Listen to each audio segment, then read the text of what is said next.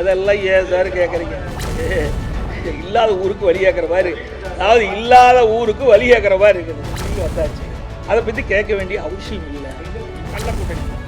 கள்ள கூட்டணி நேர்கூட்டணியே வேணும் வேணும் வேணானா வேண்டாம் சார். அதாவது நீங்கள் இல்லாத ஊருக்கு வழி கேட்குற மாதிரி, அதாவது இல்லாத ஊருக்கு வழி கேட்குற மாதிரி இருக்குது. நாங்கள் தான் வெளியில் வந்தாச்சு, அதை பற்றி கேட்க வேண்டிய அவசியம் இல்லை, விட்டுருங்க. ஏன்னா அதெல்லாம் அடுத்த கட்சிங்க, அதில் ஒரு தேசிய கட்சி, அந்த கட்சியில் இவரை மாற்றுவாங்களா அவரை மாற்றுவாங்களா அப்படிங்கிற சொல்லுவதுக்கெல்லாம் எங்ககிட்ட அந்த பவர்ஸ் இல்லை. ஏன்னா இல்லை அதெல்லாம் திமுகவுக்கு இருக்குது, நாங்கள் இல்லைன்னு சொல்லல. ஏன்னா தேசிய கட்சிக்கு தலைவராக நியமிப்பது கூட திமுக தான். தேசிய கட்சிக்கு தலைவர்களாக நியமிப்பது கூட திமுக கட்சி தலைவர் சொல்லுவதுதான் கேட்பாங்க. அண்ணா திமுக அப்படி இல்லை.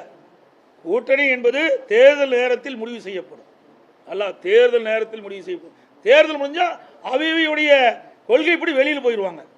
திமுக மாதிரி 10 ஆண்டு காலம் ஒரே மாதிரி இருக்க மாட்டாங்க.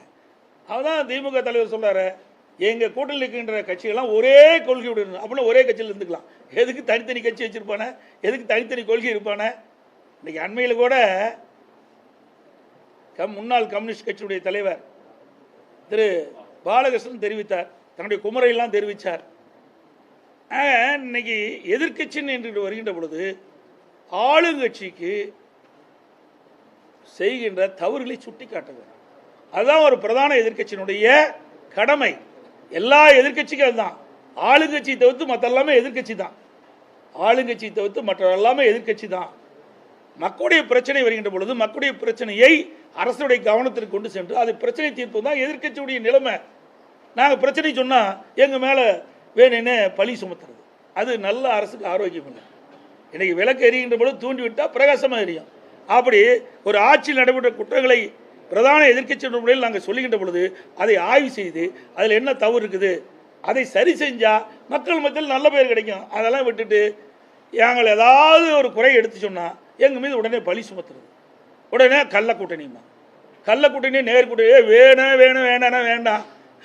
நாங்கள் நாடாளுமன்ற தேர்தலில் வேண்டான்னு போட்டோம், உங்கள் மாதிரி என்ன உடனே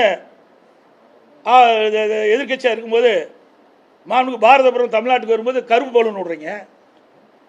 அவர் பிரைம் மினிஸ்டர் ஆகி நீங்கள் ஆளுங்கட்சி ஆன பிறகு உங்களோட தவறையெல்லாம் மறைப்பதற்கு தங்கள் மேலே ஏதாவது வழக்கு போட்டு பயந்துக்கிட்டு வெள்ளை கொடி பிடிக்கிறீங்க, வெள்ளை கொடை பிடிக்கிறீங்க. இதுதான் உங்களுக்கு டபுள் கேம்.